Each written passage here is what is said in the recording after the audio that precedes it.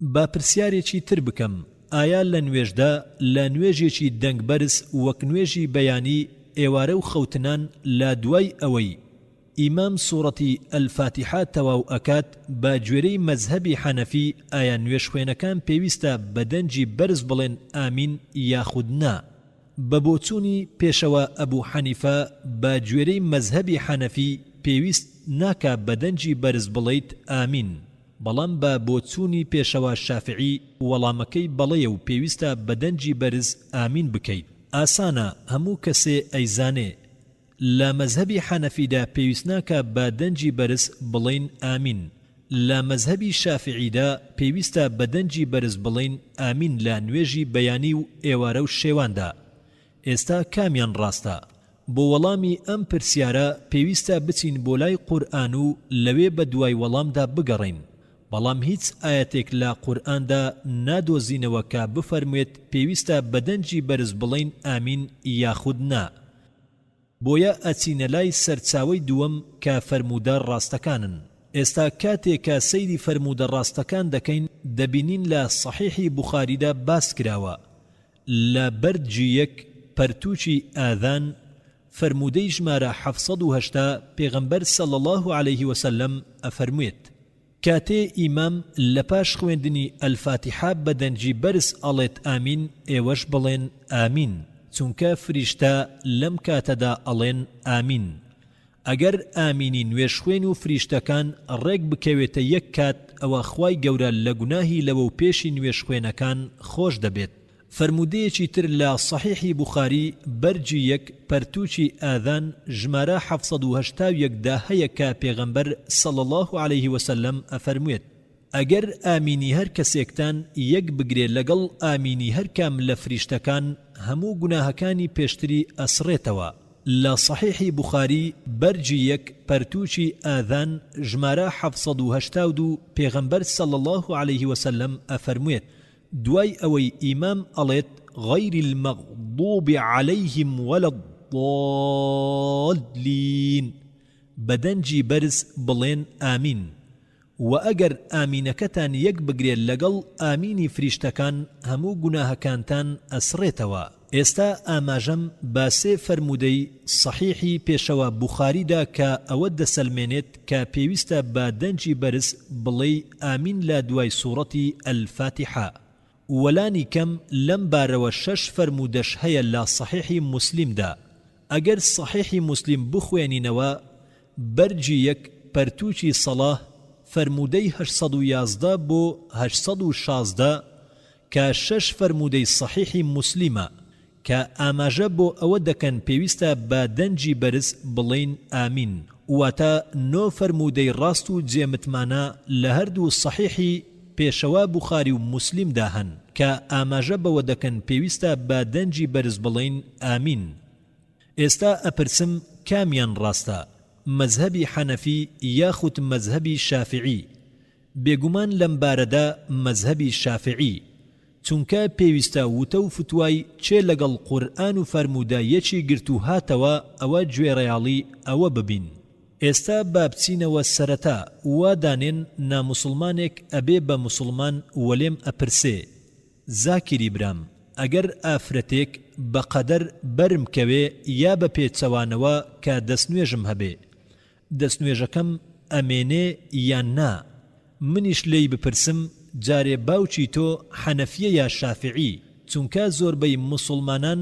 موسڵمان بوون و مەزهەبەکانیان لە باوانەوە بۆیان ماوەتەوە بۆیە تا نەزانم لەسەر چ مەزهەبێکی ناتوانم وەڵامت بدەمەوە بەڵام ئەو باوکی موسڵمان نییە ئەی چی بکەین لەم کاتەدا بۆیە وەڵامدانەوە ئەبێ بەپێی قورئان و فەرمودەی صحیح بێ کاتێکیش لە قورئان و فەرمودەی صحیح ئەکۆڵینەوە بۆمان دەرئەکەوێ کە دەستنوێژەکە ناشکێ بەبێ پشبەستن بەوەی کە ئەم کەسە لە چ دۆخێکەوە هاتووە و سەر بە چ مەزهەبێکە یان یەکێک بێت و پێم بڵێ سەیر کە زاکری برام پێشەوە حەنەفی پێستی چەور بووە بەڵام پێشەوە شافعی چەوری پێوە نەبوو بۆیە دەستنوێژی حەنەفی ناشکێ بەڵام دەستنوێژی شافعی ئەشکێ ئەگەر کەسێک هۆکارێکی زانستیم باتێ لەوانەیە بیرێکی لێ بکەمەوە. ئەجینا لەم جۆرەشتانە زانستی و لۆجیکی نین کە پێستی پێشەوە حەنەفی جۆرێک بوو بێت و پێستی پێشەوە شافعی جۆرێکی تر. پێویستە بگەڕێینەوە لای خوا و پێغەمبەرەکەی کاتێکیش لێی ئەکۆڵینەوە لە قورئان و فەرموودەی سەحیح و وەڵامەکەمان دەست ئەکەوێ. پرسیاری دووەم: زاکری برام، تۆ وتت ئەبێت با دەنجی بەرز بڵین ئامین، بەڵام پێشەوە حەنەفی دەڵێت ئەبێت با دەنجی نزم بێت، یانی تۆ زیرەکتری تا پێشەوە حەنەفی؟ نا پەنا دەگرم بەخوا، من شتی وام نەوتووە. پێشەوە ئەبوو حەنیفە زانایەکی بەرز و بەڕێز بووە، خۆشمان ئەوێ ڕێزی ئەگرین، بەڵام نەک ئەوەی بە مەبەست هەڵەی کردبێ. بەڵکو لەوانەیە ئەم فەرمودانەی کە باسم کردن لە صحیحی بوخاری بەرجی 1 ژمارە 781 و 782 هەروەها فەرمودەی صحیحی مسلیم بەرجی 1 ژمارە 811 بۆ 816 لەوانەیە پێی نەگەیشتە بن. هەروەکو پێشتر پێم وتن کاتێکە پێغەمبەر صلی الله عليه وسلم لە ژیانا بوو بە چاودێری خۆی سوپاس بۆ خوا نووسینەوەی قورئان تەواو بووە. ئەوە نەشی پەیوەندی بە قورئانەوە هەبێ بۆ چوونی جیاواز نییە، بەڵام پێغەمبەر صلی الله عليه وسلم هانی کەسی نەداوە کە فەرموودە بنووسێتەوە لە ترسی ئەوەی نەوەک تێکەڵی قورئان ببێ. دواتر لە پاش وەفاتی پێغەمبەر صلی الله عليه وسلم کاتێ خەڵک شتی ئەوت بەناوی پێغەمبەرەوە و هەر یەکە و لە خۆی وتەی بەناوی پەیامبەرەوە هەڵدەبەست هی ئەویش نەبوون، بۆیە بیریان کردەوە کە لێی بکۆڵنەوە کە قسەی پێغەمبەرە یاخود نا، بۆیە کۆکردنەوەی فەرموودە لە پاش وەفاتی پێغەمبەرەوە صلی الله عليه وسلم دەستی پێکرد. هەروەها لە کاتی ئەم چوار پێشەوە بەڕێزەیە: پێشەوە ئەبوو حەنیفە، پێشەوە مالیک، پێشەوە شافعی، پێشەوە ئەحمەدی بن حەمبەل، ئەڵڵا لە هەمویان ڕازی بێت. هێشتا کۆکردنەوەی فەرموودە بەردەوام بووە، تەواو نەکرابوو. دواتر پێشەوە بوخاری هات، پاشان پێشەوە مسلیم، ئەبوو داود، ترمذی. دواتر پاش وەفاتی چوار پێشەوە بەڕێزەکە زیاتر ڕێخستنیان بۆ کرا، بۆیە بەپێی ئەو زانیاریانەی هەیان بوو بۆ چوونی خۆیان ئەوت: یەکێک لێم ئەپرسێ زاکری برام، یعنی تۆ لە ئەبوو حەنیفە زیرەکتری؟ زاکری برام، یعنی تۆ لە پێشەوە شافعی زیرەکتری؟ ئەڵێم نەخێر، بەراورد بەوان هەر هیچ نین، ئەوان زۆر نزیکتر بوون لە پێغەمبەرەوە صلی الله عليه وسلم، ماشە ئەڵڵا لە زانستەکەیان. ناتوانین بەراوردی ئیمانەکەیان بکەین لەگەڵ ئەوانەی ئەمڕۆ ئەژین، بەڵام پێویستە بزانین هەروەکو باسم کرد کە کاری کۆکردنەوەی فەرموودە بەردەوام بووە. لەبەر ئەوە هەر چوار پێشەواکە فەرمویانە کە هیچ مسلمانێک ناتوانێ بڵێ هەموو فەرموودە سەحیحەکان ئەزانێ و لایەتی. بەڵام ئەمڕۆ لەبەر ئەوەی سەردەمی زانست و تەکنەلۆجیایە، ئەمە ئەمڕۆ بەڵام لەو سەردەمەیە لە سەردەمی پێشەواکاندا ئەگەر یەکێ بیویستایە فەرموودەیە کۆبکاتەوە ئەبوو بە سەدان و هەزاران کیلۆمەتر بگەڕێ، ئەشبوو بیان نووسێتەوە، ئامێری زیرەک نەبوو.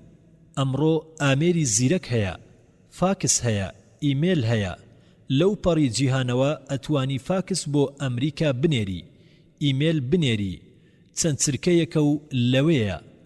لەو سەردەمەیە زانست و تەکنەلۆجیا پێشکەوتوو نەبوون، بەڵام ئەمڕۆ ئەگەر هەموو فەرموودە سەحیحەکانت بووێت ئەتوانیت بیخەیتە سەر دیسکێک. هەموو بوخاری لە دیسکێکە، بوخاری و مسلیم 1 ملیۆن فەرموودە بۆ 1 دیسک، صحیح و ضعیف و مەوضوع جیاو کراونەتەوە. بۆیە لەبەر ئەوەی ئەمڕۆ زانست و تەکنەلۆجیا پێشکەوتون، بۆ ئێمە فەرموودە زۆر ئاسان پەیدا ئەبێ بەراورد بە سەردەمی ئەم زانە پایەدارانە. بۆ نمونە ئەمڕۆ کە خوێندکارێک بە کالۆریۆسی هەیە لە زانستە، لەوانەیە لە ڕووی زانیاری زانستیەوە زانیاری لە ئیسحاق نیوتن زیاتر بێ. کاتێک کتێبەکەی نووسی 100 کاریگەرترین کەسایەتی لە مێژووی مرۆڤایەتیدا، پێغەمبەری صلی الله عليه وسلم خۆشەویستمانی خستۆتە یەکەم، دووەمیش ئیسحاق نیوتن.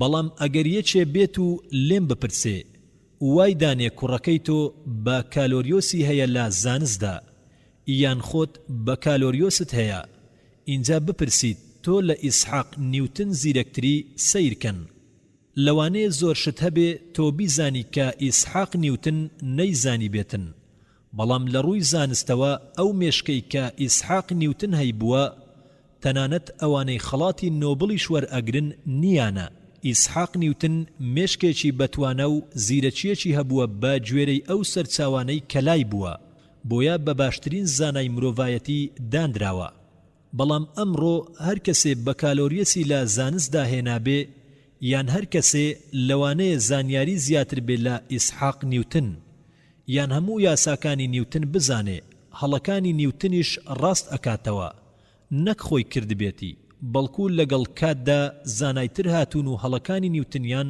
ڕاست کردوتەوە بۆ کەسێک کە بە کالۆریۆسی زانستی هەبێ یان هەر کەسێ لەوانەیە زانیاری لە نیوتن زیاتر بێ بەڵام ئەمە وای لێ ناکات کە لە نیوتن زیرەکتر بێت بە هەمان شێوە ئەمڕۆ کە بە ئاسانی لێکۆڵینەوە لە فەرموودە ئەکەین بەهۆی زانە بەرزەکانیەوە وەک پێشەوە بوخاری پێشەوە موسلیم و زاناکانی تر تاوەکو سەردەمی ئەمڕۆمان بۆ ئێمە ئاسانە کە بزانین فەرموودەیەک سەحیحە یان نا بەهۆی زانست و تەکنەلۆجیاوە نەک ئەمە مانای وابێ ئێمە بەرزتر بین لە پێشەواکان یان ئێمە زیرەکتر بین نا بە هیچ شێوەیەک من ناتوانم وا بڵێم کەسیش پێویست ناکات وا بڵێت نەک ئەوەی ئێمە زیرەکتر بین بەڵکو بەهۆی زانست و تەکنەلۆجیاوە زانیاریەکان زۆر ئاسانتر دەست ئەکەون بۆیە ڕێگەم بن خاڵەکەتان بۆ ڕوونکەمەوە زۆر بەڕوونی لەبەر ئەوەی ئەڵێم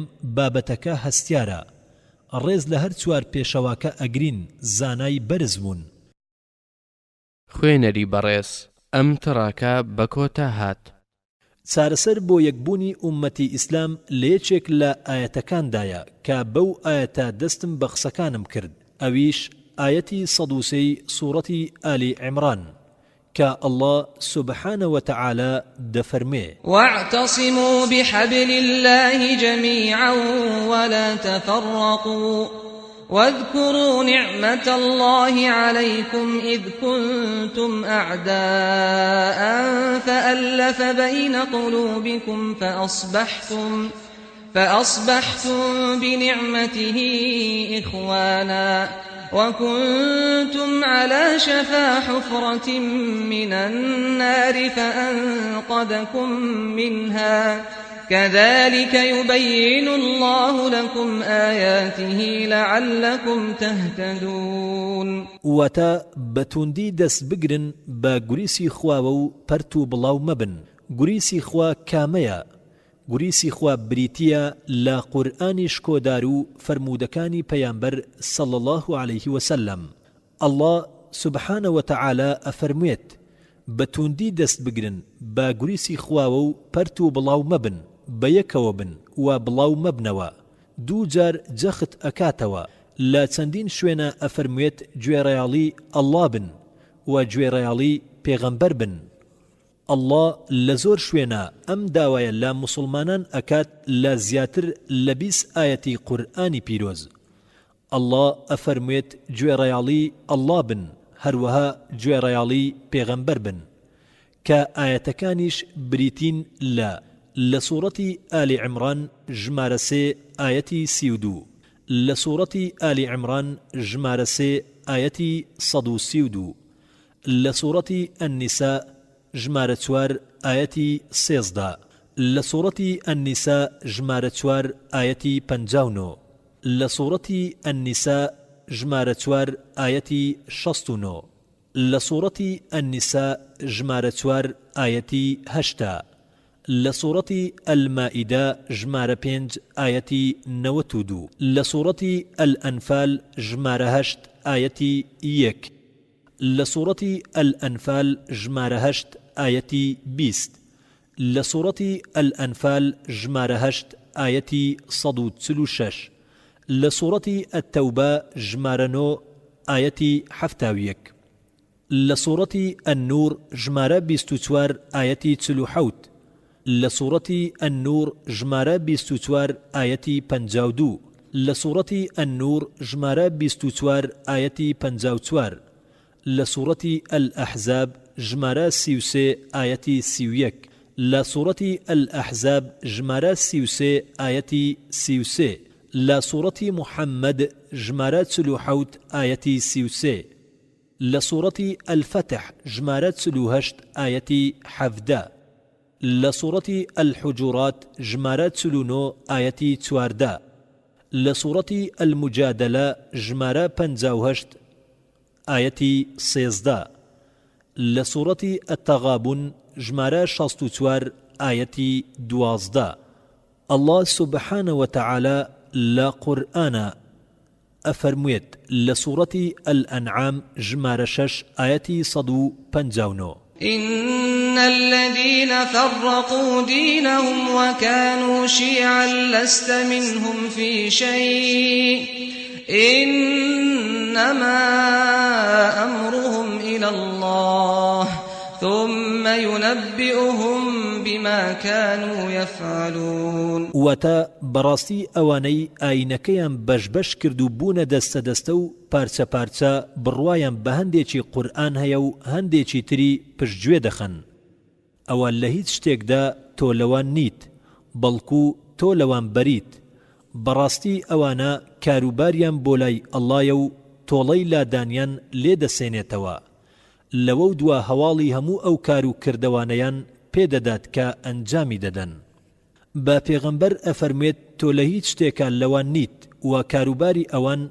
بۆ لای خوایە و ئەو هەواڵی کار و کردەوەکانیان پێدەدات واتە لایەن دروستکردن و خۆجیاکردنەوە لە ئاینی ئیسلامدا حرامە قەدەغە کراوە و ئەمە لە زۆر شوێنی قورئانە باس کراوە خوا ئەم پەیامەت دووبارە ئەکاتەوە لە سوورەتی الڕۆم ئایەتی 31 و 32 أفرموه منيبين إليه واتقوه وأقيموا الصلاة ولا تكونوا من المشركين من الذين فرقوا دينهم وكانوا شيعا كل حزب بما لديهم فرحون وتا لوانيك آينكيان بشبش كردو وبونة چندها گروه دستا بڕوایان بە هەندێکی هەیە و بڕوایان بە هەندێکی نییە و کوێرانە شوێن ڕابەرەکەیان دەکەون هەر گڕۆ و پارتێکیش دڵخۆش بە بەرنامە و نەخشە و پلانی خۆیان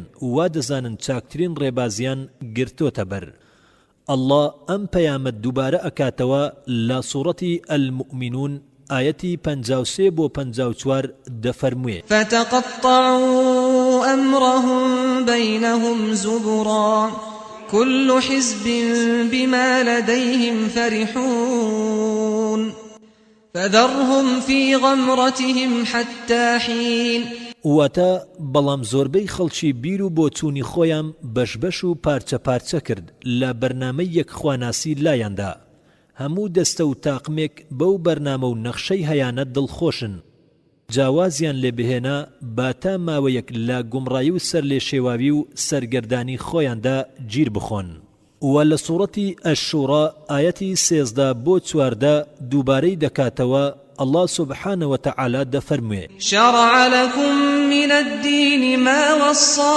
به نوحا والذي أوحينا إليك وما وصينا به إبراهيم وموسى وعيسى أن أقيموا الدين ولا تتفرقوا فيه كبر على المشركين ما تدعوهم إليه الله يجتبي إليه من يشاء ويهدي إليه من ينيب وما تفرقوا إلا من بعد ما جاءهم العلم بغيا بينهم ولولا كلمة سبقت من ربك إلى أجل مسمى لقضي بينهم وإن الذين أورثوا الكتاب من بعدهم لفي شك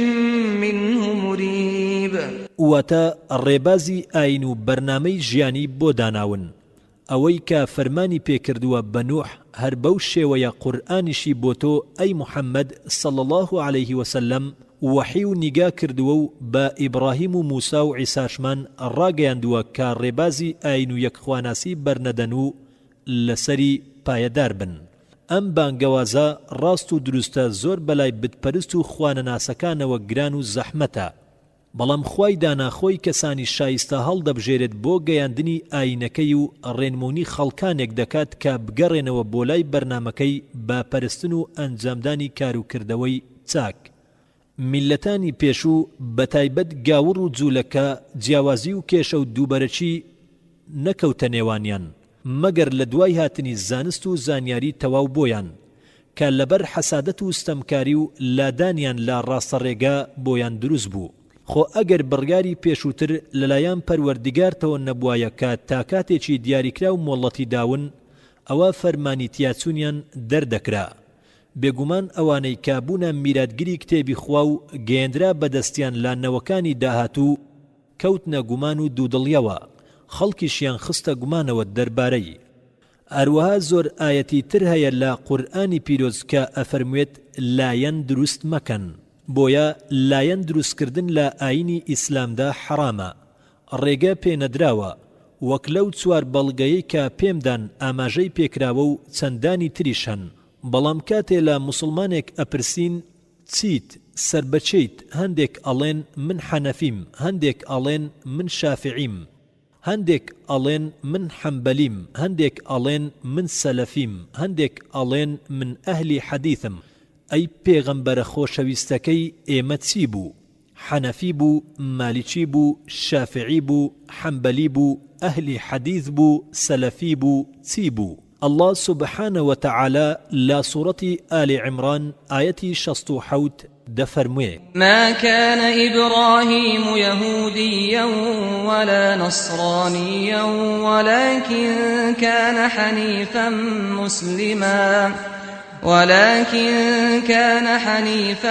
مسلما وما كان من المشركين. واتا ئیبراهیم نەجوولەکە بوو نەگاوڕ بوو، بەڵکو ئیمانەکەی ڕاست بوو، موسڵمان بوو. هەروەها الله سبحانه وتعالى أفرميت لا قرآن لا سورة آل عمران آية 42 وإذ قالت الملائكة يا مريم إن الله اصطفاك وطهرك واصطفاك على نساء العالمين. واتا شوين كوتواني عيسى وتيان إمام مسلمان. ولا سورة الحج جمارة 22 آية 78 الله سبحانه وتعالى دفرميت وجاهدوا في الله حق جهاده هو اجتباكم وما جعل عليكم في الدين من حرج ملة أبيكم إبراهيم هو سماكم المسلمين من قبل وفي هذا ليكون الرسول شهيدا عليكم وتكونوا شهداء على الناس فأقيموا الصلاة وآتوا الزكاة واعتصموا بالله هو مولاكم فنعم المولى ونعم النصير. واتا بردوام تێبکۆشن لە پێناوی خوددا بەو شێوەیەی شایستەیەتی ئەو زاتە هەڵی بژاردون و هیچ جۆرە گرانیەکی لەسەرتان دانەناوە.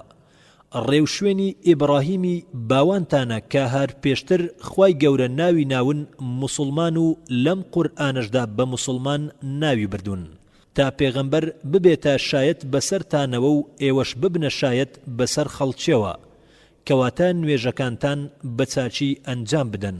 کەواتە خوا ئەفەرموێت کە ئێمەی شوێنکەوتەی بەرنامەکەی لەم قورئانە و لا پێشتریشدا تەنها بە موسڵمان ناو بردوون، بۆیە خوا بە موسڵمان ئێمەی ناو بردووە. و لە زۆر شوێنی قورئانە ئاماژە بەمەدراوە و ئەتوانین بە چاوی خۆمان بیبینین کە خوا پێمان ئەفەرموێت بە خۆتان بڵێن موسڵمان. خوا ئەفەرموێت لە سوورەتی الفصیلەت ژمارە 41 ئایەتی 33 دەفەرموێ ومن أحسن قولا ممن دعا إلى الله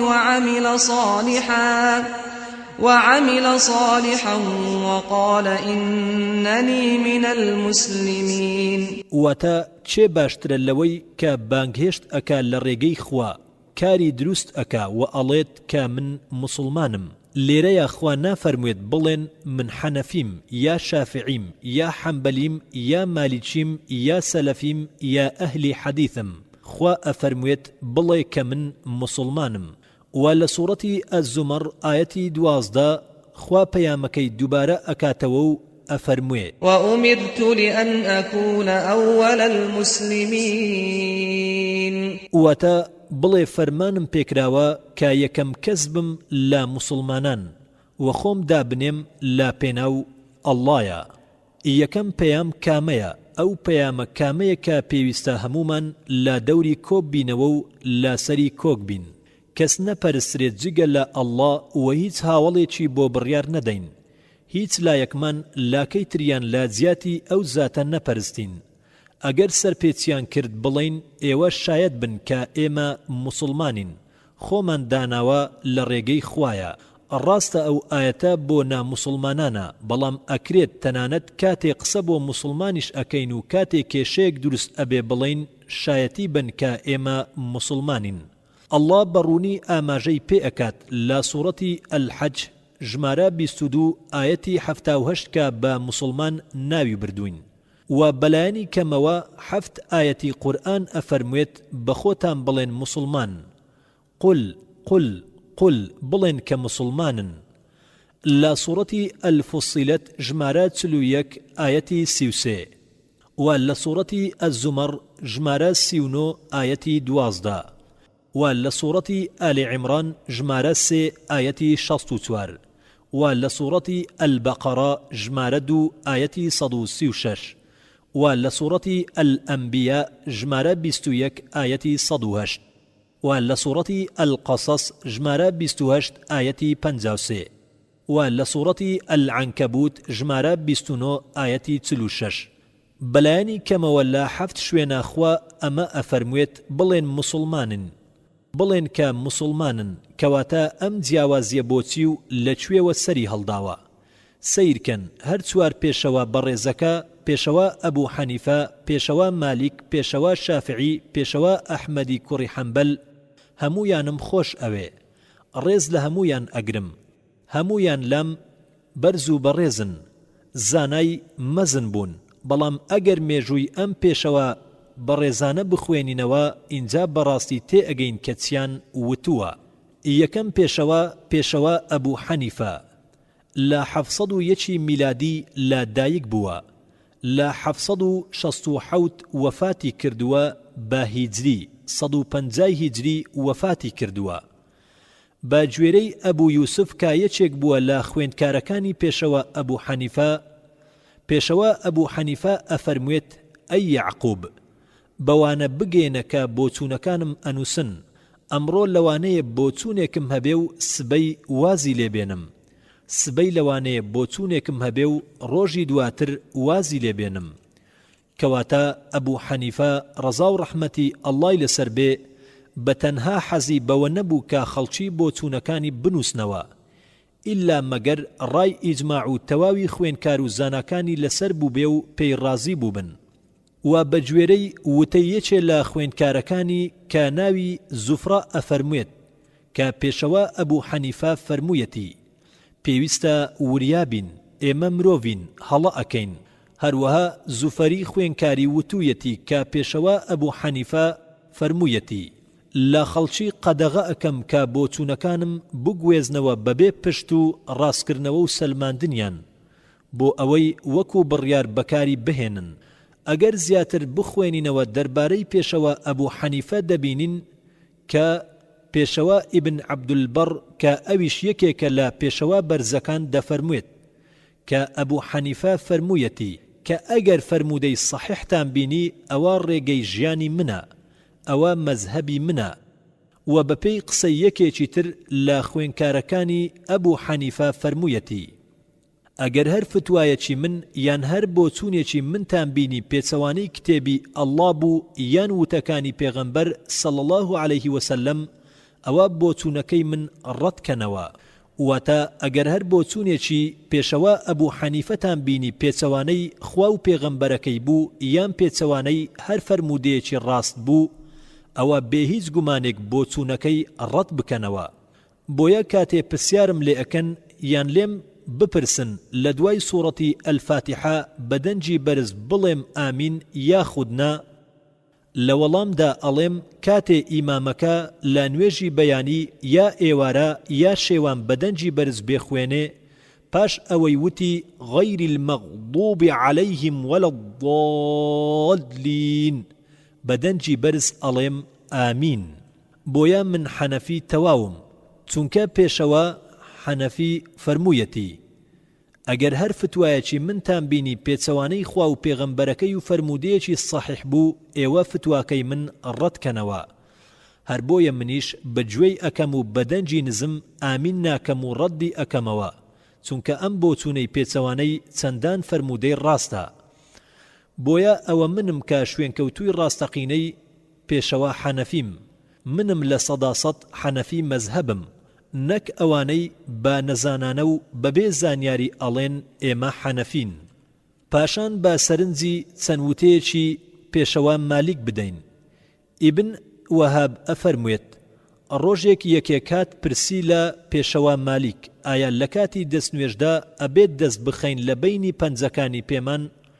پێشەوە مالیک وتی پێغەمبەر صلی الله علیه وسلم ئەمەی نەکردووە، بۆیە لە سەرتان نییە. دوای ئەوەی کەسەکە ڕۆیشت ئیبن وەهاب بە پێشەوە مالیکی وت کە فەرمودەیەک لەسەر ئەوە بوونی هەیە و فەرمودەکەی بۆ جێڕایەوە. نەسەبەکەی باس کرد و ناوی ڕاویەکانی هێنا کە پێغەمبەر صلی الله علیه وسلم لە کاتی دەستنوێژ شوشتندا دەستی خستۆتە بینی پەنجەکانی قاچی. بۆیە پێشەوە مالیک وتی بەڵێ ئەوە فەرمودەیەکی باشە و صەحیحە.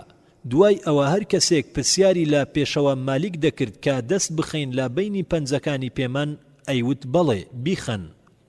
واتە بۆ چوونەکەی یەکەم جاری گۆڕی، چونکە هیچ فەرمودەیەکی ڕاستی لەو بارەوە پێنەگەیشت بوو، بەڵام کە دواتر فەرمودە ڕاستەکەی پێگەیشت پەشیمان بوویەوە لە بۆ چوونەکەی یەکەم جاری.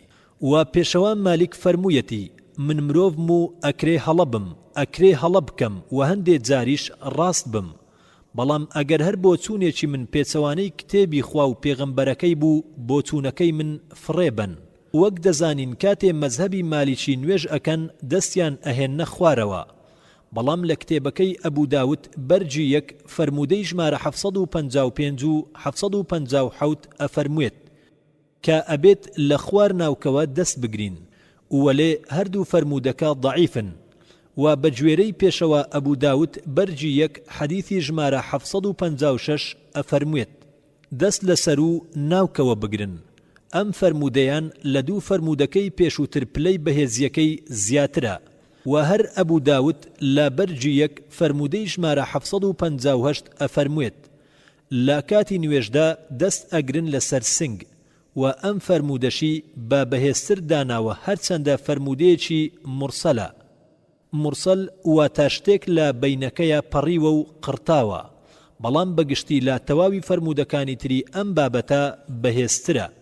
و ئیبن حوزەیمە فەرمودەیەکمان بۆ دەجێڕێتەوە کە پێغەمبەر صلی الله علیه وسلم دەستی لەسەر سنجی ئەگرت کاتێ نوێژی ئەکرد، هەرچەندە ئەوەش فەرمودەیەکی مرسەڵە، بەڵام لەگەڵ فەرمودەکانی تردا شێخ ناصرالدین الئەلبانی وەک صەحیح پۆڵینی کردووە. بۆیە بە بەهێزترینی هەموو فەرمودەکان کە دەست چۆن بگیرێ بەهێزترینیان بریتیە لەوەی لەسەر سنگت بێ. بۆیە کاتێ نوێژەکەم ئەکەم دەستم لەسەر سنگم ئەگرم.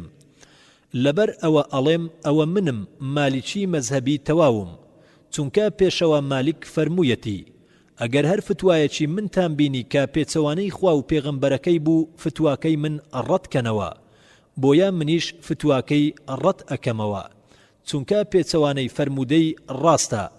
بۆیە دەڵێم من 100% شوێنکەوتووی مەزهەبی پێشەوە مالیکم، نەک ئەوانەی کە نەزانانە دوای کەوتون. ئەگەر مێژوو بخوێنینەوە لە ماوەی خەلیفەکاندا خەلیفەکانی عەباسی ئەبوو جەعفەر هاڕون ڕەشید ئەم دوو خەلیفەیە ئەیانویست کە فتواکانی پێشەوە مالیک بنووسنەوە کە پێی ئەوترێ ئەلمەوتەئی پێشەوە مالیک، بەڵام پێشەوە مالیک فەرمووی نەخێر و بەوە ڕازی نەبوو، چونکە هاوڵەکانی پێغەمبەر صلی الله عليه وسلم بۆ شوێنی جیاواز بڵاو بوونەتەوە. بڕیارەکانی منیش بەپێی ئەو زانستە سنووردارەیە کە من هەمە ناتوانم بە دڵنیاییەوە بڵێم ئەوەی من ڕاستە یان نا، بۆیە ڕێگەی نەدا بە خەلیفەکان کە ئەلمەوتەعەکەی دابنێن وەکو یاسا، نەیویست مەزهەبەکەی بکەن بە قانونی دەوڵەت بیهێنە بەرچاوی خۆتان، ئەوە بیرکردنەوەی پێشەوە مالیک بوو. دەربارەی پێشەوە شافعیش ئەم پێشەوایە خوێنکاری پێشەوە مالیکە، هەروەها خوێندکاری ئەبوو حەنیفە بووە. پێشەوە شافعی فەرموویەتی ئەشێت بۆ هەر کەسێک کە تاکە فەرمودەیەکی پێغەمبەری صلی الله عليه وسلم نەبینێ بێ و نەزانێت فتواکەی هەڵەبێ. هەر لەبەر ئەمەش فەرموویەتی ئەگەر هەر بوو چوونێکی پێشەوە مالیک یا من یا ئەلئەوزاری یان ئەلکەوثەریتان بەرچاو کەوت، سەرەتا بزانن لەکوێ بۆ چوونەکەیان وەرگرتووە و بگەڕێنەوە بە سەرچاوەکەی، و نەزانانە دوای من مەکەون، بزانن لەکوێ بۆ چوونەکە هاتووە بۆی بگەڕێرەوە و لێی بکۆڵەرەوە. و پێشەوە شافعی فەرموویەتی ئەگەر هەر فەرمودەیەکی صحیحتان بینی ئەوە مەزهەبی منە، بۆیە مەزهەبی پێشەوە شافعی فەرمودەی صحیح بووە. هەروەها فەرموویەتی ئەگەر هەر بۆ چوون یان فتوایەکی منتان بینی پێچەوانەی وتەی ئەڵڵا و پێغەمبەرەکەی بوو، فتواکەی من ڕەتکەنەوە و وەلاینێن، کەوابێت ئەگەر خەڵک پرسیارم لێ بکەن ئایا ئەگەر دەستنوێژم هەبێ و بە قەدەر بەر ئافرەتێک بکەوم یا ئافرەتێک بەر من بکەوێ ئایا دەستنوێژەکەم ئەشکێ؟ ئەڵێم نەخێر، دەستنوێژەکە ناشکێ، چونکە بەپێی فەرمودەی صحیحی ئەبوو داود و صحیحی موسلیم دەستنوێژ ناشکێ. و پێشەوە شافعی فەرموویەتی ئەگەر هەر فتوایەکی منتان بینی پێچەوانەی ئەڵڵا و پێغەمبەرەکەی بوو و پێچەوانەی هەر فەرمودەیەکی صحیح بوو، ئێوە فتواکەی من ڕەتکەنەوە. هەر لەبەر ئەوە من خۆم بە شوێنکەوتوێکی سەداسەدی پێشەوە شافعی ئەزانم و بە تەواوی شافعی مەزهەبم. هەروەها لە مێژوودا ئاماژە بەوە دراوە کە پێشەوە شافعی کاتێ لە بەغداد بوو کتێبی فتواکانی نووسی بە ناوی ئەلحوجە. دواتر کە چوو بۆ میسڕ و لەلای ئیمام لەیث بن سەعد خوێندی و پاشان گەڕایەوە و دوای ئەمە زۆربەی فتواکانی گۆڕی و سەر لە نوێ کتێبێکی نوێی نووسی بە ناوی ئەلئوم. واتە ئێستا پێشەوە شافعی دوو کتێبی هەیە، یەکێکیان کۆن بە ناوی ئەلحوجە و کتێبێکی نوێش بە ناوی ئەلئوم کە بۆ چوونەکانی ناو ئەم دوو کتێبەی جیاوازی زۆریان هەیە. خەڵکی وا دەزانن کە تەنها 4 پێشەوامان هەیە، بەڵام لە ڕاستیدا وانیە و ژمارەیەکی زۆر پێشەوامان هەیە، بەڵام بەهۆی لێهاتووی و بوونی خوێنکارێکی زۆرەوە ئەم 4 پێشەوایە زیاتر ناوبانجیان دەرکرد و دەرکەوتون. لەو پێشەوایانەی تریش کە هەن وەک پێشەوە لەیثی بن سەعد بە پێی وتەی پێشەوە شافعی هەرچەندە کە پێشەوە شافعی خوێنکاری پێشەوە مالیک بووە ئەفەرموێت کە پێشەوە لەیث زۆر بە ئیمانتر بووە لە پێشەوە مالیک. یەکێکی تر لە پێشەواکان پێشەوە ئەحمەدی کوڕی حەمبەلە. ئەحمەد بن حەمبەلیش هەمان بۆ چوونی هەبووە و زۆرتون بووە. هاوشێوەی ئەبوو حەنیفە کاوتوویەتی بۆ چوونەکانی من منووسن تا یەکلا دەبنەوە تا کۆ دەبنەوە. پێشەوە ئەحمەد بن حەمبەلیش لەمەدا سوورتر بووە چونکە لە سەردەمی ئەمدا تەقلید دەستی پێکرد بوو. وتوویەتی هیچ بۆ چوونێکی من منووسن، و ئەگەر بۆ چوونێکی منتان بینی جا بۆ چوونی پێشەوە مالیک بێت یا پێشەوە شافعی یا ئەبوو حەنیفە بچۆ سەرچاوەکەی. و ئەگەر هەر بۆ چوونێکی منتان بینی کە پێچەوانەی بۆ چوونی ئەڵڵا و پێغەمبەر بوو ئەوە وەری مەگرن و ڕەتی بکەنەوە. لەبەر ئەوە ئەڵێم من لە 100% حەمبەلی مەزهەبم. ئەگەر حەمبەلی بڕیار بێت حەمبەلی مەزهەب ئەو کەسە بێت کە شوێن قسە و بۆ چوونەکانی پێشەوە ئەحمەد بکەوێ، ئەوە من لە 100% حەمبەلیم. بۆیە ئەگەر بڵێ شوێن کەوتنی بۆ چوونەکانی پێشەوە ئەبوو حەنیفە ڕەزا و ڕەحمەتی ئەڵڵای لەسەر بێ ئەتکات بە حەنەفی، ئەوە من حەنەفی تەواوم. و ئەگەر شوێن کەوتنی بۆ چوونەکانی پێشەوە مالیکیش ڕەزا و ڕەحمەتی ئەڵڵای لەسەر بێ بتکات بە مالیکی، ئەوە من لە 100% مالیکیم. و ئەگەر شوێنکەوتنی بۆ چوونەکانی پێشەوا شافعی ڕەزا و ڕەحمەتی ئەڵڵای لەسەر بێ بتکات بە شافعی ئەوە من لا سەدا سەد شافعیم و ئەگەر شوێنکەوتنی بۆ چوونەکانی پێشەوە ئەحمەد بن حەمبەل ڕەزا و ڕەحمەتی ئەڵڵای لەسەر بێ بتکات بە حەمبەلی ئەوە من لا سەدا سەد حەمبەلیم چونکە هەر چوار پێشەوە بەڕێزەکە فەرمویانە ئەگەر فتوایەکی منتان بینی کە پێچەوانەی خودا و پێغەمبەرەکەی بوو فتواکەی من بدەن بە دیوار و بەگوێم مەکەن سەرنج بدەن مەزهەبەکانی هەر چوار پێشەوە بەڕێزەکە چی بوون مەزهەب واتە چی مەزهەب واتە بۆچوون ڕێگەی ڕۆیشتن واتایەکی تری مەزهەب بریتیە لە سونە ئیبن سونە واتە ڕێگە سونەتی پێغەمبەر بۆیە هەر چوار مەزهەبەکە هەر چوار پێشەواکە مەزهەبی پێغەمبەر بوون صلى الله عليه وسلم هەموو پێشەواکان فەرمویانە ئەگەر فەرمودەیەکی صحیحتان بینی بۆ چوونی من ڕەتکەنەوە واتە هەر چوار پێشەواکە مەزهەبیان مەزهەب و ڕێگەی پێغەمبەر بووە صلى الله عليه وسلم پێشەوە ئەبوو حەنیفە هەرگیز نەهاتووە مەزهەبێکی حەنیفی تازە داهێنێ پێشەوە مالیک هەرگیز نەهاتووە مەزهەبێکی مالیکی تازە داهێنێ پێشەوە شافعیش هەرگیز نەهاتووە مەزهەبێکی شافعی تازە داهێنێ پێشەوە ئەحمەدی بن حەمبەل هەرگیز نەهاتووە مەزهەبێکی حەمبەلی تازە داهێنێ هەموویان شوێن مەزهەبەکەی پێغەمبەر صلى الله عليه وسلم کەوتون هەروەکو چۆن مەسیحیەکان بە هەڵە تێگەیشتون لە هاتنی پێغەمبەر عیسا عليه السلام عیسا هەرگیز نەهاتووە بۆ بڵاوبوونەوەی ئاینی مەسیحیەت و دانانی ئاینێکی نوێ بەڵکو هات بۆ فێرکردن و بڵاوکردنەوەی بەرنامەی ئیسلام بە هەمان شێوەش هەر چوار پێشەواکە مەبەستیان شیکردنەوە و شوێنکەوتنی ڕێگەی ڕاست و بەرنامە و ڕێبازەکەی پێغەمبەر بووە صلى الله عليه وسلم نەوەک خۆیان هاتبن بۆ ناوبانگ و خۆجیاکردنەوە بۆ چوونی خۆیان دانابێ و بۆ خۆ دەرخستن و گەورەکردنی خۆیان الله سبحانه وتعالى لا سورة آل عمران آيتي 59 أفرميت إن مثل عيسى عند الله كمثل آدم خلقه من تراب ثم قال له كن فيكون واتا پێویستە گوێڕەیاڵی الله بن و پێغەمبەرەکەی دوای ئەوە الله ئەفەرمێت و ئەوانەش کە فەرمانڕەوان و زانستیان پێیە بەڵام ئاەتەکە لێرەیە تەواو نابێ و بەردەوام ئەبێ ئەگەر لە شتێکدا کێشەتان بۆ دروست بوو لە شتێکدا ڕێک نەکەوتن بگەڕێنەوە بۆ لای خودا و پێغەمبەرەکەی بۆیە ئەو کەسانەی کە خاوەن زانستن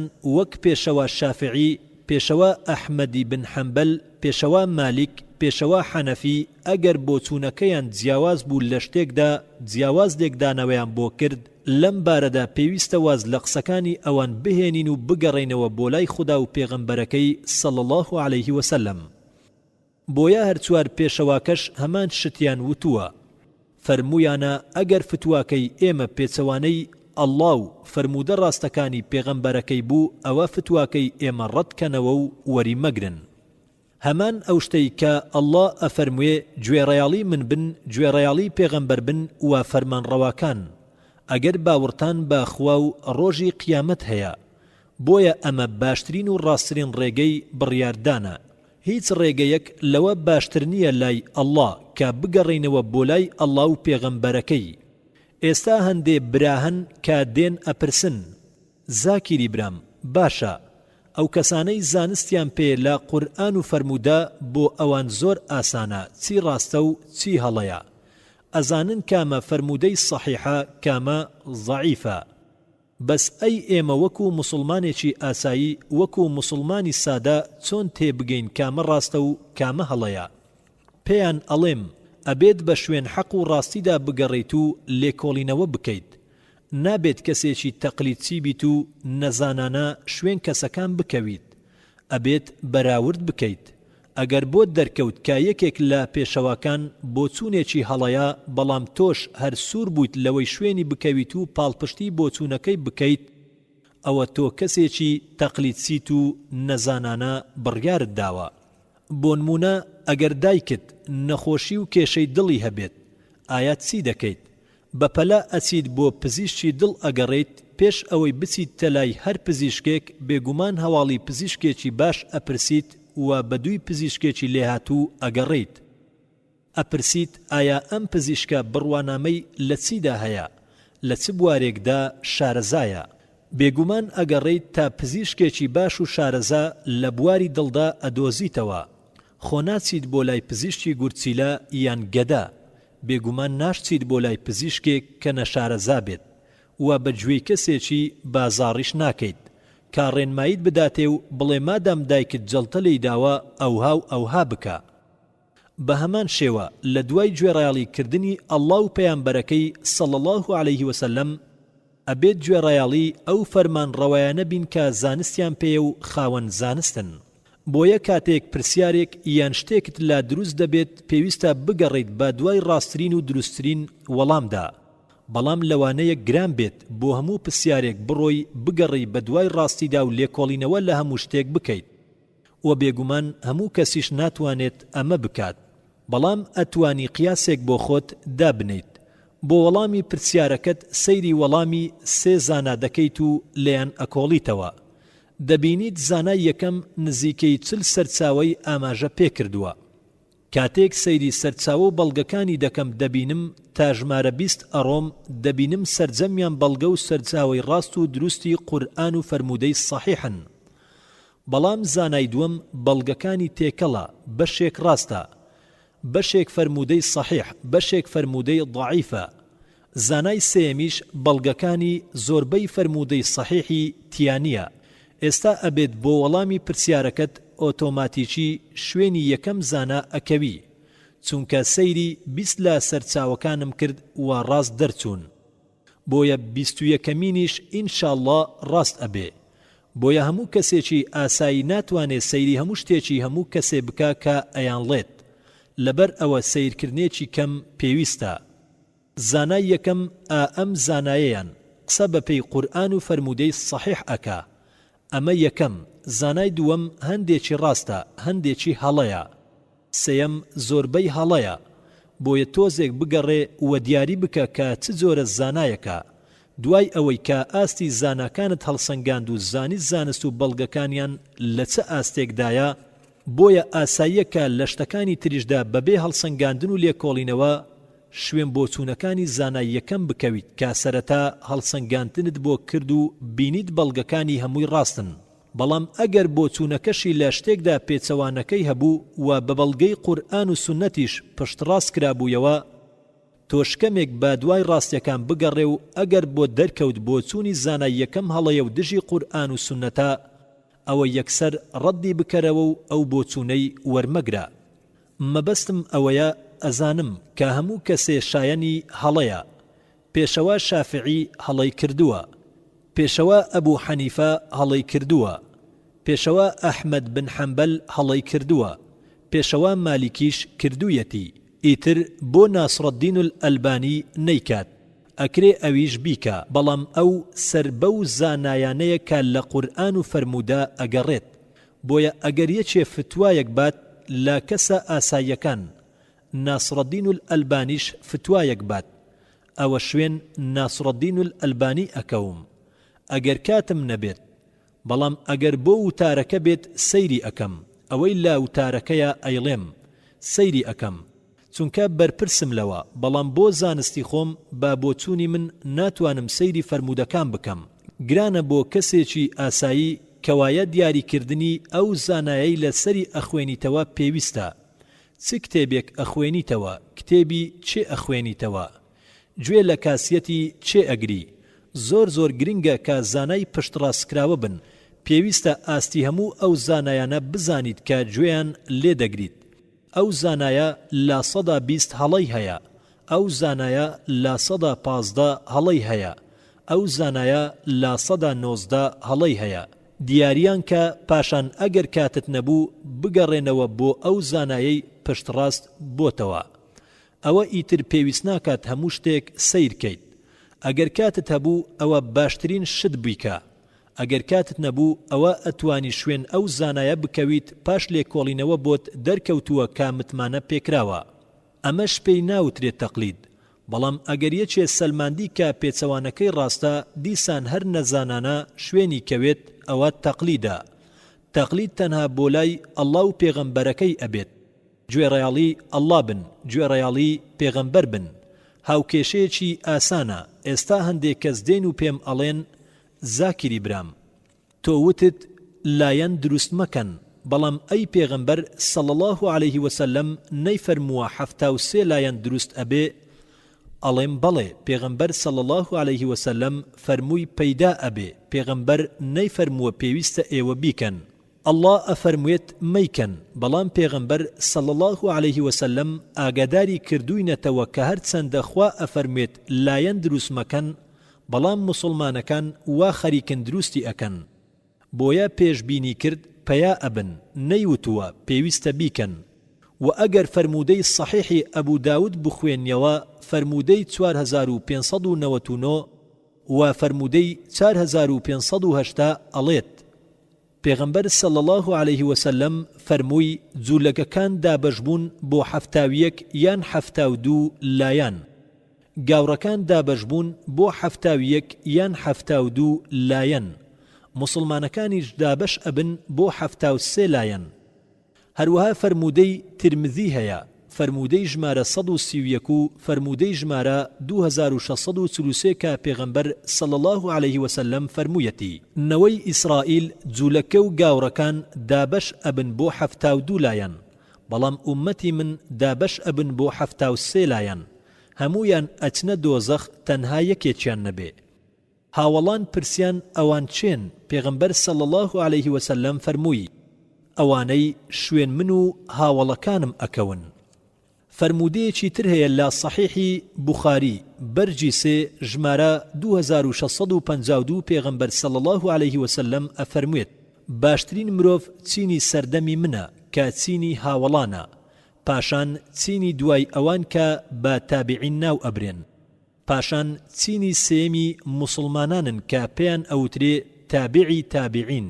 تەواو. بۆیە ئەگەر ویستت شتێک وەرگریت و بیزانی، وەریگرە لە سەردەمی پێغەمبەر واتە هاوڵەکان، چینی دووەم تابعین و تابعی تابعین. بەم شێوەیە ئەم سێ چینە ئەمە پێی ئەوترێ سەڵەفی ساڵحین، پێشبینی ڕاستڕەو یا پێشینانی چاکەکان، سەلەف واتە پێشین یا پێشینان. بۆیە لە شەریعەتە لە یاسای ئیسلامە بەرزترینیان قورئانە، قسەی ئەڵڵایە. ئەگەر ویستت شتێک بدۆزیتەوە لە قورئان نەبوو، ئەچیت بۆ سەرچاوەی دووەم کە فەرمودەی صحیحە، قسەکانی پێغەمبەر صلی الله عليه وسلم. لە قسەکانی پێغەمبەردا، فەرمانەکانی پێغەمبەردا کە بانگەوازی بۆ کردووە، قورسایی زیاترە وەک لەوانەی پێغەمبەر خۆی کردوونی. بۆیە ئەگەر فەرمانەکەی و ئەوەی کردوویەتی پێچەوانە بوو، فەرمانەکەی قورسایی زیاترە. سێم کۆمەڵە بریتیە لە هاوڵان، ئیجماع، سێ چەرخەکە، سەحابە، تابعین و تابعی تابعین. ئیجماعیش لەم کۆمەڵە کەسانە کە سەحابەن قورساییان زیاترە وەک لە تاکە بۆچوونێکی سەحابەیەک، پاشان تابعی تابعین و کۆتا کۆمەڵە قیاسە. ئەگەر نەتدۆزیەوە لە کۆمەڵەکانی سەرەوە لە قورئان، لە فەرموودە، لە ژیانی سەحابانەوە و تابعین و تابعی تابعین، پاشان ئەتوانیت قیاس بەکار بهێنیت لە یەک چوون. بۆیە شەریعەت ئەم چوار شتەیە بەگشتی قورئان فەرمودەی ڕاست، لە فەرمودەی ڕاستیش فەرمانکردن قورسترە لە کردار، فەرمانەکانی قورسترە لە کردەوەکان، پاشان شێوازی ژیانی سێچەرخەکە، سەحابەکان، تابعین، تابعی تابعین، ئیجماع، قورسی زیاترە لە تاکە بۆچوونێک، پاشان قیاسیەت کەوایە بەم شێوەیە ئەکەین. پێویستە گوێڕەیاڵی قورئان بین و سنت، بەڵام ئێستا هەموو لایەنەکان دەڵێن ئێمە گوێڕەیاڵی قورئان و سنتین. هەمووی کەس ناڵێت گوێڕەیاڵی قورئان و سنت ناکەم، کەوایە چۆن ئەبێ شوێن قورئان و سنت کەوین؟ بەو شێوەیەی پێغەمبەر و سەحابەکان لی تێگەیشتون، بەو زۆرەی کە سێ چەرخەکە سەحابەکان وتیان خوا و پێغەمبەر صلی الله عليه وسلم فەرموویانە. بۆیە ئەگەر جیاوازی لە بۆچوونیان هەبوو کە چۆن لە ئاەتی قورئان تێبگەین، پێویستە بزانین کە چۆن سەحابەکان لی تێگەیشتون. ئەگەر لەویان نەتدۆزیەوە، پاشان چینی دوای ئەوان تابعین، ئەگەر لەوەیان نەتدۆزیەوە پاشان چینی دوای ئەوان تابعی تابعین. پێویستە بەم شێوەیە بێت. بۆ نمونە وشەی مەس دوو مانای هەیە. جیماع لەگەڵ بەریەککەوتنی ئاسایی کاتێ سەیری فەرموودە ئەکەین دەزانین کە جیماعە نەک بەریەککەوتنی ئاسایی. بە هەمان جۆر کاتێ جیاوازی لە بۆچوونی تریشا هەبوو بەو شێوازەی کە باسم کرد بە دواتاچوونی بۆ بکە کەوایە بۆ سەلماندن بۆ حجە لە تێگەیشتن لە قورئان و فەرموودەی سەحیحی پێغەمبەر پێویستە گوێڕەیاڵ بین بە گوێرەی خوا و پێغەمبەرەکەی و پێشینە چاکەکان. دەبێت بەم شێوەیە بە دوای ڕاستەکان بگەڕێیت. ئەجینا زۆربەی ئاەتەکانی قورئان ئەکرێت دوو مانای هەبێ هەروەکو ئاەتەکەی سوورەتی ئەلبەقەرە ئەوانەی شەهید بوون نەمردوون بەڵکو زیندون. هەندێک کەس ئەڵێن کەوایە ئەژین کاتێ قسەیان لەگەڵ ئەکەیت ئەڵێن ئەگەر شەهید زیندوو بێت کەوایە پێغەمبەریش صلی الله عليه وسلم زیندووە. لۆجیکێکی زۆر باشە. بەڵام سەحابە چۆن تێگەیشتون؟ سەحابە وایان دائەنا کە پێغەمبەر صلی الله عليه وسلم زیندوو بێ ئەوان ناشتیان نوێژیشیان لەسەر کرد. تەنانەت شەهیدەکانیش کە لە جەنگەکانە شەهید ئەکران ئایا سەحابەکان نوێژیان لەسەر نەئەکردن؟ نوێژ لەسەر کەسێکی زیندوو ئەکرێت؟ نا. کەوایە ئەوەی قورئان ئەی فەرموێت کاتێک دوژمنان دڵخۆش بوون کە ئێمە لە ئێوەمان کوشتووە زیندون، مانای وایە لە ڕۆژی دوایی ئەوان قازانجیان کردووە. مانای وانییە بە جەستە زیندون. ئەگەر بە جەستە زیندوو بن بۆچی سەحابەکان ئەیان ناشتن؟ بۆیە لێرەیە ئەگەر گران لە ئاەتە قورئانیەکە تێگەیشتیت کە دوو بۆچوون هەیە بگەڕێوە بۆ قورئان و سنت شێوازی سەحابە سەلەفی ساڵحین. اینجا وەڵامەکە دەست ئەکەوێ. هیچ گرانی تێدا نییە. ئاسانە. پێویست ناکات ببی بەزانە با لێکۆڵینەوە و بە هەوڵدان یەک تۆز زۆر نا. ئێستا لایەنێکی تری خەڵک هەن کاتێ لێیان ئەپرسم ئێوە چێن ئێوە چین ئەڵێن من ئەهلی حەدیثم. ئەڵێم ئەهلی حەدیث مانای چییە؟ ئەڵێت ئێمە ئەهلی قورئانین و سنت قورئان و حەدیث. ئەڵێم باشە باش دیارن. ئەڵێم باشە ئەگەر تۆ ئەهلی حەدیثی ئەوە من بە باشی ئەزانم بەخۆم بڵێم ئەهلی حەدیثی صحیح چونکە من گوێڕەیاڵی قورئانم و حەدیثی صحیح. خەڵکی کە هەیە کە شوێن حەدیثی ضعیفیش ئەکەون هەروەها حەدیثی مەوضوع. من ئەهلی حەدیثی صحیحم. ئەگەر تۆ ئەتەوێ ناوم لێ بنەی سیرکەن ئەهلی حەدیث واتە کەسێک شوێن حەدیثی ضعیف و حەدیثی مەوضوعیش بکەوێ. بۆیە بەخۆیان ئەڵێن ئەهلی حەدیث من ئەهلی حەدیثی صحیحم. ئەگەر ئەتەوێ بەناوێ باگم بکەی. بۆیە ئەگەر پرسیاریان لێ بکەی برام تۆ بەخۆت ئەڵێی ئەهلی حەدیث واتە ئێوە تەواون گوێڕەیاڵی قورئان و سنەتن. باشە من پرسیار ئەکەم لە چ ئاەتێکی قورئانە ئەڵڵا ئەفەرموێت بە خۆتان بڵێن ئەهلی حەدیث؟ ئەڵێ هیچ نادۆزینەوە. ئەڵێم هیچ حەدیثێکی صحیحەیە کە پێغەمبەر بێت بڵێت بە خۆتان بڵێن ئەهلی حەدیث؟ هیچ وەڵام نییە. لەبەر ئەوە من بەخۆم ناڵێم ئەهلی حەدیث، بەخۆم ئەڵێم موسڵمان. کەوایە من بە تەواوی ئەهلی حەدیثم. ئێوە لە 190 یا لەوانەیە لە 195 من لە 198 من تەواو ئەهلی حەدیثم. ئەهلی حەدیثی صحیحم. باشە یان نا؟ کە تۆ ئەڵێی گوێڕەیاڵی قورئان و حەدیثی صحیحیت هیچ ئاەتێکی قورئان نییە بڵێ بە خۆتان بڵێن ئەهلی حەدیث. هیچ حەدیثێکی صحیح نییە کە پێغەمبەر صلی الله عليه وسلم بڵێت بە خۆتان بڵێن ئەهلی حەدیث. لایەنێکی تری خەڵک هەن بە هەمان جۆری ئەهلی حەدیث ئەڵێن ئێمە سەلەفین. ئەڵێم سەلەفی؟ بەڵێ من سەلەفیم. ئەڵێم باشە سەلەفی چییە؟ ئەڵێت سەلەفی واتە شوێنکەوتنی سەلەفی ساڵحین. ئەڵێم منی شوێن سەلەفی ساڵحین کەوتوم. گوێڕەیاڵی ئەڵڵا و پێغەمبەرەکەی و سەلەفی ساڵحین وچینی سەردەمی پێغەمبەر صلی الله عليه وسلم وچینی دوای ئەوان وچینی دوای ئەوان.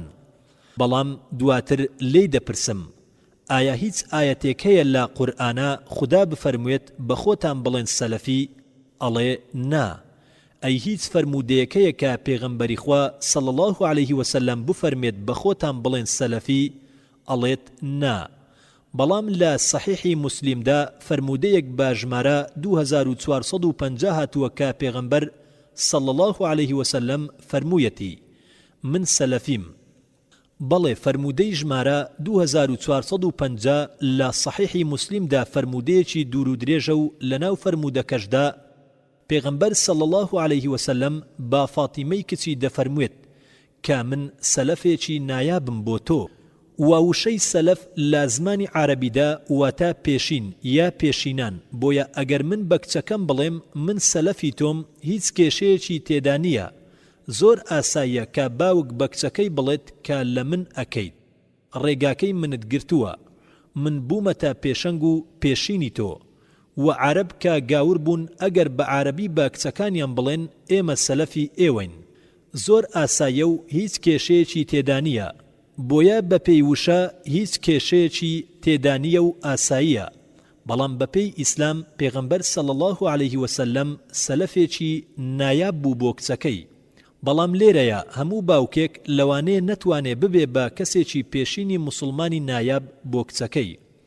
لەوانەیە باوکەکە کەسێکی خراپ بێت بۆ کچەکەی، لەوانەیە کچەکەی لە خواترس و ئیماندارتر بێت لە باوکەکە، کەواتە لە ڕووی واتە و وشەزانیشەوە باوک ئەتوانێ پێشین بێت بۆ منداڵەکانی، بۆ منداڵی هەتا منداڵەکانی.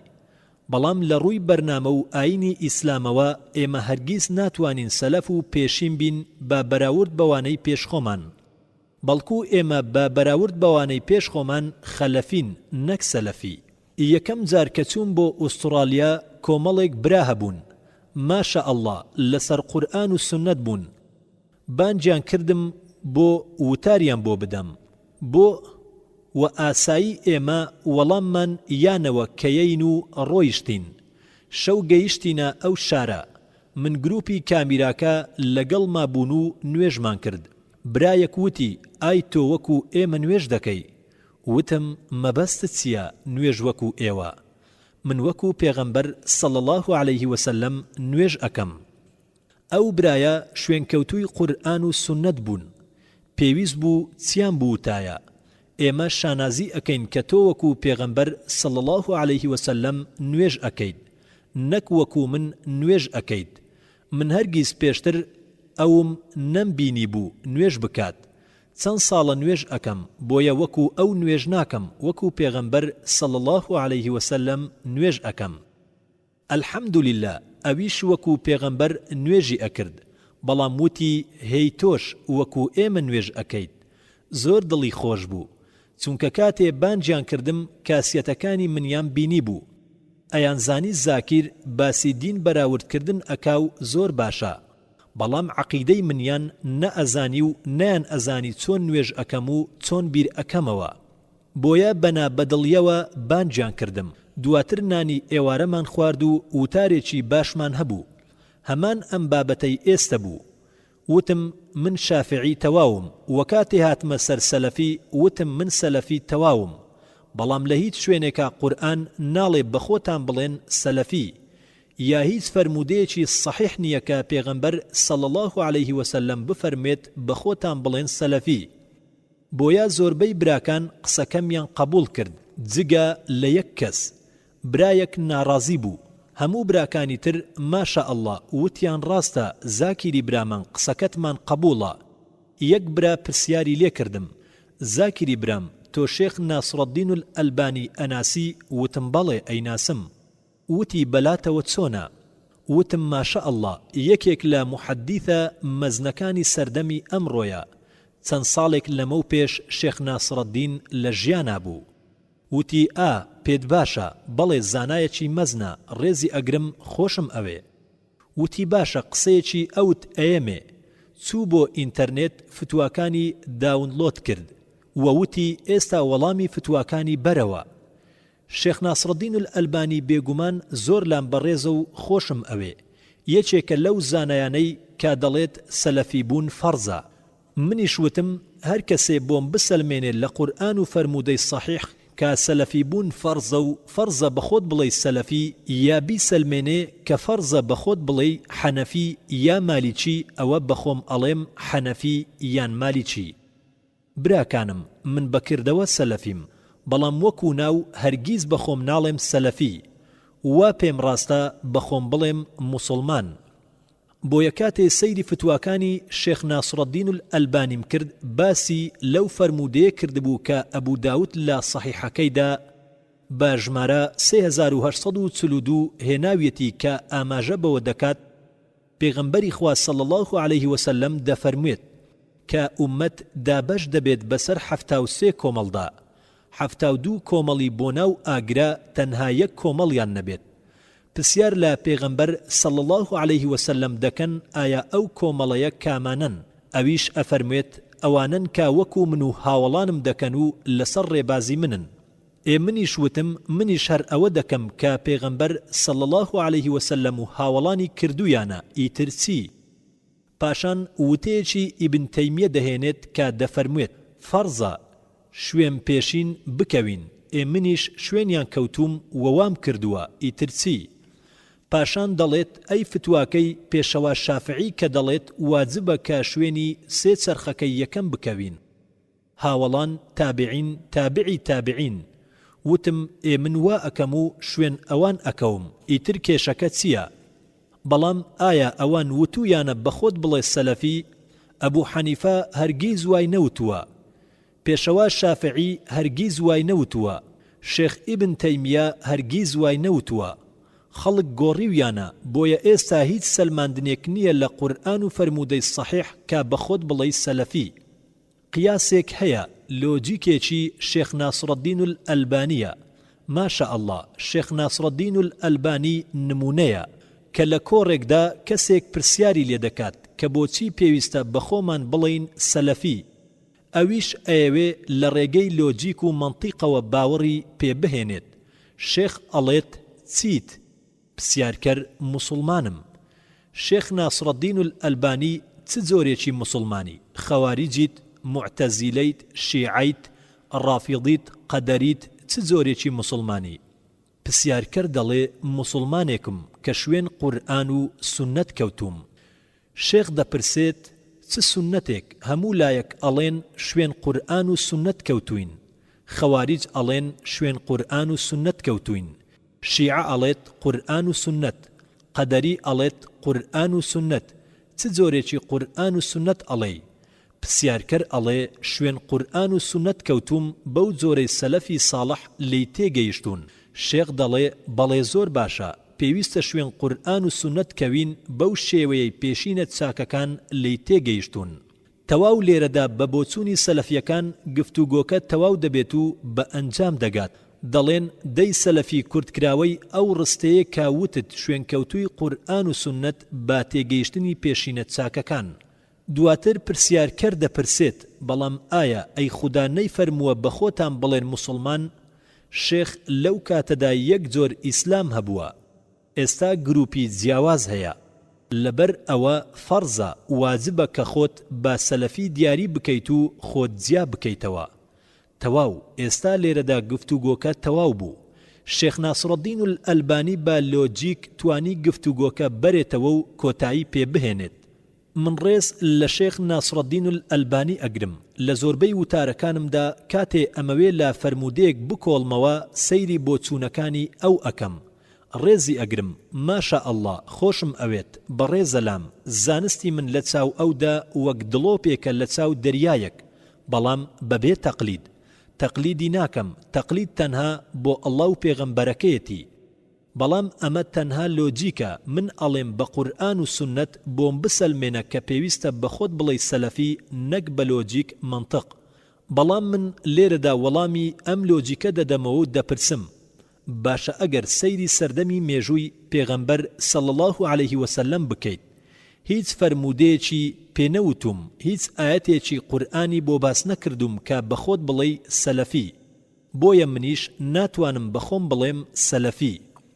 و ئەی باشە خۆ لە سەردەمی پێغەمبەر صلی الله عليه وسلم کۆمەڵەی منافیقەکان هەبوون. کاتێ ئەوان دروست بوون بۆ هاوڵان نەیانوت با ئێمەش ناوێک بۆ خۆمان دابنین و لەوان جودا بینەوە. خۆ کۆمەڵێک دروست بوون ناویان لێندرا خەواریجەکان. بۆچی هاوڵان هەر بە خۆیان ئەوت موسڵمان؟ ئایا هاوڵان وتیان با ناوێکی تازە دابنین؟ نا، بەردەوام بوون لەوەی بە خۆیان بڵێن موسڵمان.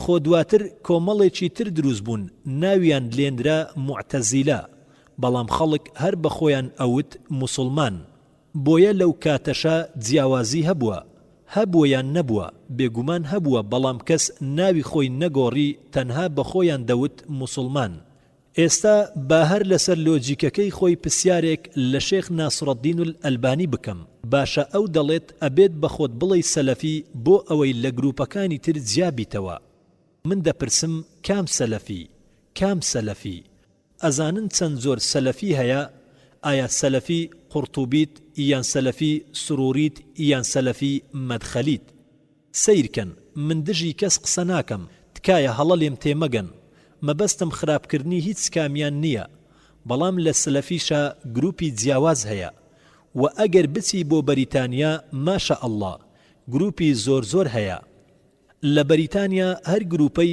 شەڕ لەگەڵ گروپەکەی تر ئەکا ئەڵێن سەلەفیەکەی تر کافرە نەعوذ بالله باسی ئەوەش ئەکەین ئەگەر کات ڕێگە بدات کەوایە سەر بەکام سەلەفیت سەرنج بدەن هەر ناوێت لە خۆت بنەی سەر ئەکێشێ بۆ جیاوازی کە شیعە پەیابوو خەڵک وتیان ئێمە سوننەین دیسان گروپی سوننەش جیابوونەوە بۆ حەنەفی شافعی حەمبەلی مالیکی و سەلەفی و ئەهلی حەدیث بەڵام دابەشبوون لەمانیشدا هەیە هەر کاتێ ناوێکندرا لەلایەن مرۆڤەوە سربەرە و جیابوونەوە ئەکێشێ تەنانەت بە ناوی خواشەوە موسڵمانان جیاوازیان تێکەوتووە بۆیە وا مەزانە ئەو ناوەی تۆ ئەینێت جیاوازی تێناکەوێت وا مەزانە کە خوا نایزانێ خوا ئەزانێ جیاوازی دروست ئەبێت لە ئومەتی ئیسلامدا لە قورئانە فەرموویەتی پێغەمبەریش صلی الله عليه وسلم پێشبینی ئەمەی کردووە کە ئومەتی ئیسلامی پەرتەوازەیی تێ ئەکەوێت و ئەبێتە گروپ بەڵام لە هەمان کاتیشدا نەیفەرموو لەو کاتەدا ناو لە خۆتان بنێن نەیفەرموو بە خۆتان بڵێن سەلەفی نەیفەرموو بە خۆتان بڵێن ئەهلی حەدیث بەڵام لە ئێستادا چەندین گروپن خۆیان با ڕاست و شوێنکەوتەی قورئان و سونەت ئەزانن هیچ کامیشیان دانبەوی تردان نانێ بۆ نمونە لە هیندستان تەنها لە یەک شاردا دوو گروپ هەن بە ناوی ئەهلی حەدیث کۆمەڵەی ئەهلی حەدیث و گروپی ئەهلی حەدیث هەردووچیان خۆیان با شوێنکەوتەی قورئان و سونەت ئەزانن ئایا کامیان ڕاستن شوێن کامیان بکەوین من ڕێز لە شێخ ناسڕەدین الئەلبانی دەگرم ڕێز لە سەلەفیەکان دەگرم لە هەموو ئەو گروپانەی کە هەیە دان بەوەدا دەنێم و بە شانازیشەوە دەیڵێم کە ئەهلی حەدیث و سەلەفی نزیکترینن لە قورئان و سونەت بەڵام کام سەلەفی کام جۆرەی سەلەفی لەوانەیە لە سەردەمی شێخ ناسڕەدین الئەلبانی یەک گروپی سەلەفی هەبوو بێ بەڵام ئێستا چەند گروپێکن سوروری مەدخەلی قورتوبی کاتێک ئەم پرسیارە دەکەم ئەو گەنجانەی کە ناوی خۆیان ناوە سەلەفی دەڵێن نەخێر ئەوانە ڕاست ناکەن تەنها یەک سەلەفی ڕاست هەیە ئاخر کام سەلەفی ڕاستەکە کام زۆرەی سەلەفیە بەرنامەیەکی بانگەوازمان هەبوو لە بۆمبای خەڵک لە شوێنی جیاوازی جیهانەوە بانگهێشت کرابوون لە 50 بۆ 90 وڵاتی جیاواز و زۆربەیان لە زانکۆی مەدینەوە هاتبوون ماشە ئەڵڵا لە زانکۆی مەدینەوە هەمویان زیاتر لە نیوەی سەلەفی بوون لەوێ لێم پرسین سەلەفی چییە واتای چییە پێیان وتم سەلەفی کورتکراوەی شوێنکەوتەی قورئان و سونەتە با تێگەیشتنی پێشینە ڕاست و چاکەکان بۆیە پرسیم ئایا پێشینە چاکەکان باشترن یان محەممەد صلی الله عليه وسلم کامیان باشترە پێیان وتم محەممەد وتم ئەیکەوایە بۆچی بە خۆتان ناڵێن محەممەدی ڕاستە یا هەڵا ئێخۆ محەممەد صلی الله عليه وسلم لە پێشینە چاکەکان چاکتر بوو خۆ ئەوانیش شوێن بەرنامەی محەممەد صلی الله عليه وسلم کەوتون ئەی چێ چاکتر و پلەی بەرزترە محەممەد صلی الله عليه وسلم یان ئەڵڵا بێگومان ئەڵڵا و بەرنامەکەشی هی ئەڵڵایە ئەڵڵاش بۆ خۆی ناوی لێناوین و پێی وتوین بە خۆتان بڵێن موسڵمان ئیدی بۆ ناویتر لە خۆتان دەنێن بۆیە جگە لە موسڵمان نابێ هیچ ناوێکی تر لە خۆت بنیت و هەر ناوێک لە خۆت بنیت سەر بۆ جیاکاری و دابەشبوون دەکێشێت لە مەزهەبی حەنەفیە 4 خوێندکار هەیە لە مەزهەبی شافعیە قەدیم و جەدید هەیە لأهلي حديثة دو كومل هيا چون بۆ کشمیر کۆمەڵێک ئەهلی حەدیث هەیە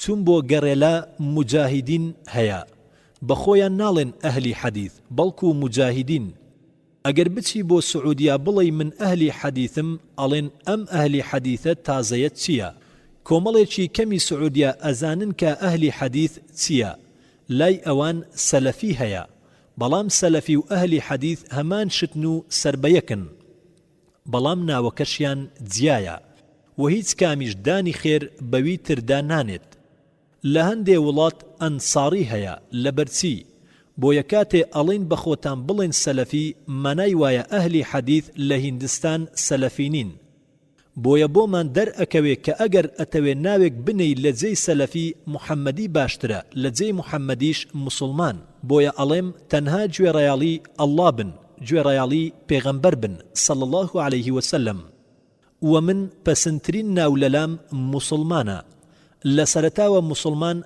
لە کۆتاییشدا هەر مسلمان من ئازاری هیچ برایەکی مسلمانم نادەم حەنەفی بێت یا شافعی بێت یان حەمبەلی بێت یا مالیکی بێت یا ئەهلی حەدیث بێت یا سەلەفی باوڕم پێ بکەن هەموو لایەکم خۆش ئەوێ هەموو برا مسلمانەکانم خۆش ئەوێ من نەهاتوم بۆ ئێرە بۆ ئەوەی ئازاری هەستی کەس بم بۆیە ئەڵێم وەرن بەدەم بەرنامەیەکەوە کە هاوبەشە لە نێوان ئێمە و ئێوەشدا من ئەچم بەدەم بەرنامە هاوبەشەکەوە ڕێز لە پێشەوە ئەبوو حەنیفە ئەگرم پێشەوە ئەحمەد بن حەمبەل پێشەوە ئیمام مالیک پێشەوە شافعی ڕێز لە زانا بەرزەکان ئەگرم ڕێز لە سەلەفی ساڵحین ئەگرم شوێنیان ئەکەوم الحەمدولله خوێنەری بەڕێز ئەم تڕاکە بە کۆتا هات